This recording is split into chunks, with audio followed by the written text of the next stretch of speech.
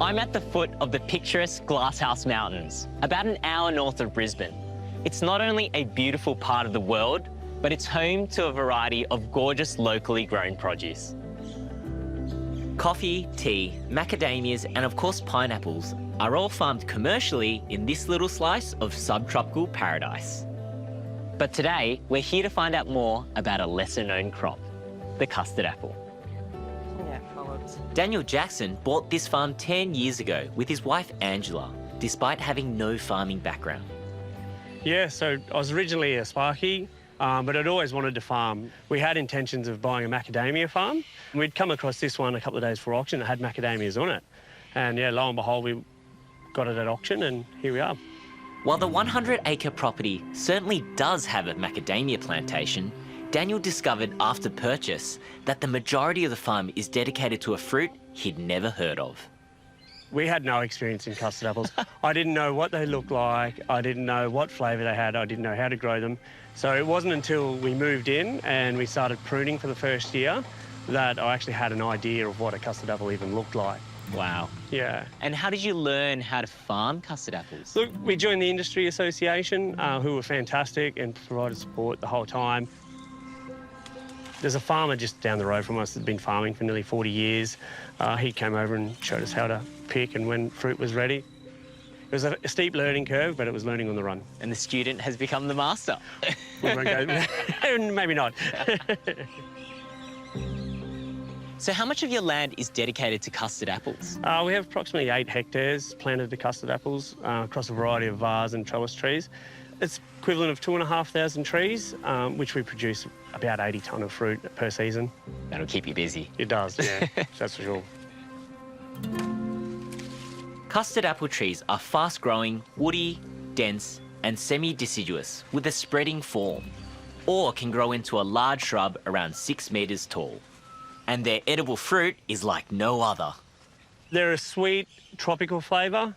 They have a creamy flesh, soft and mushy. Yeah, the famous American writer Mark Twain did say that custard apples are the most delicious fruit in the world. Let's give them a try. Texturally, they're such a unique fruit, but in terms of flavour, they definitely have a sour tang and a lot of sweetness. I love them.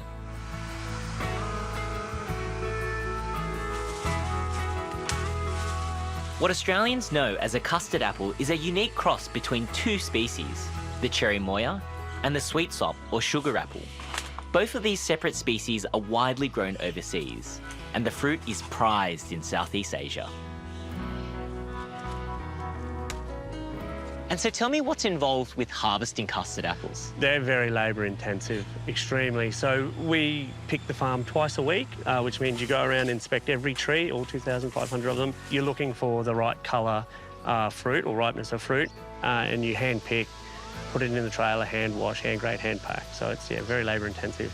For a gardener, that's probably a really good thing because they're not going to want to eat fruit all in 1 or 2 weeks, right? No, that's exactly right. You might go back for 8 to 10 weeks and pick 2 or 3 bits of fruit a week, yeah, as they ripen on the tree. If you pick them too early, they'll never ripen. They'll just go black and hard. We process them daily, so they come in, we wash and grade them, get the core temperature down to around 10 degrees to maintain shelf life. They're packed the next day onto a truck and trucked to Brisbane, Sydney, Melbourne, even Adelaide and Perth. So what takes most of your time with these trees? Pruning takes most of the time, trying to control the vigour. We like to keep them at about 2 metres, just so we don't have to pick from ladders, we can pick from the ground. Gotcha. But we'll continuously prune. We'll find water shoots, and you're taking out water shoots to open up the centre of the tree. We also come and strip and tip throughout the season to promote more, so you'll take leaves off. That promotes flowering. But yeah, pruning is our biggest job. You know, it's 8 people for 4 to 6 weeks a year. Wow. Once they're pruned, we rake them out, all the prunings, to the middle of the row and mulch them up, just trying to prevent disease. Yeah, so it's a massive job. Wow, that's a lot of work. How do you deal with pests and disease? They have perfect hidey holes for pests to sit in. So they're prone to fungal diseases like anthracnose. We get root rot if it's a wet season, or bacterial wilt. But yeah, those little crevices are perfect for citrus mealybug to hide, which is one of the biggest pests in the industry. We've had some problem with them in the past, but we now introduce beneficial bugs. So we actually buy farmed bugs and release them to control the bad bugs. So we buy green lacewings and cryptolemus, and through that we've managed to reduce all of our pesticide sprays for that insect. Custard apple is a common name that can refer to 6 different species of plant, most of which are in the Annona genus, hailing from Central and South America. In Australia, there are 2 main cultivars in production. The first is African Pride, and the second is the Pink's Mammoth variety. Pink's Mammoth variety probably makes up the majority of the industry. Within the Pink's Mammoth, you have KJ Pinks, which is an industry standard, and you have the Hillary White. The main difference between the two is the KJ Pink is a self-pollinating fruit, which means you don't have to go and hand-pollinate. Sets a consistent crop year on year. The Hillary White, you have to hand-pollinate. You will get some self-pollination, but it is hit and miss. The payoff for that, though, is you get this much bigger, beautiful fruit, specifically made for an export market. I'd definitely recommend the KJ for a backyard grower. Yeah. If you're a person who loves fiddling with plants and seeing an end result, you could go with a Hillary White or Pink's Mammoth variety. Fantastic.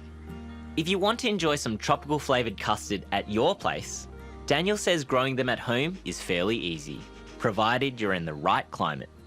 They're a subtropical tree, so they won't fruit or flower below 4 degrees, but there is small pockets growing in the South Australian Victorian border, just north of Perth as well. So you could expect to grow them in places like Sydney as a backyard tree, as long as it's sunny, well protected, north facing. But it's important to remember they're a subtropical tree. Mm-hmm. And so how do you manage the tree as a home gardener? Look, they're a very vigorous tree, so you want to manage height. So we give them 3 good prunes a year, a major one in autumn, in which we'll take the tops out and we'll cut some big major branches out of them. We do another one in November, which will do the skirts. You want to keep the skirts off the ground to prevent pests and disease. And you'll probably come back through in late December, January, and be cutting water shoots. You might have water shoots coming up through the centre of the tree just to keep the vase open. So you'd spend quite a bit of time every session. So if you're a backyarder, you'd expect about 2 hours to prune this whole tree. And so what about fertiliser use? You don't want to give them too much, so it's a lot of micro feeds. I'd probably recommend a good compost and then even just a couple of small doses of chook poo throughout the year. So you're also trialling some new varieties with really interesting attributes on your farm. Yeah, so this is a red one that's been in the program for a few years now. It's still a couple of years away from commercial release. It's a self-pollinator as well, which makes it easier to grow. In saying it's a self-pollinator, it definitely doesn't set as much fruit as a KJ would. It's a bit of a different flavour profile to a KJ. It's less sweet, which we think might appeal to a broader base. Well, I can't wait to try it when it comes out, but that colour is visually stunning. It's beautiful. Now, as the fruit nerd, the most important thing for me is to ensure that Australians are eating great tasting fruit.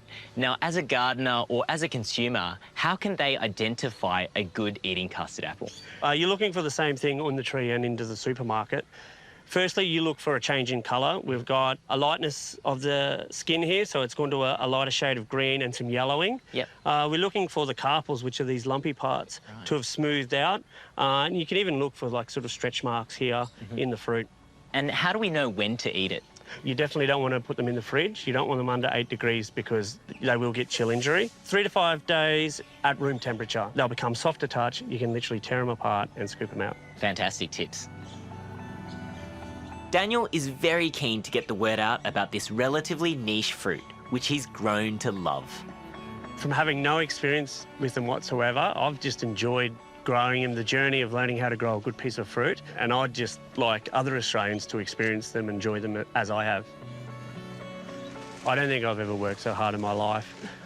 It's through the heat, through the rain. My wife keeps reminding me, we thought you bought this place for the lifestyle. We're still waiting to see what that lifestyle is.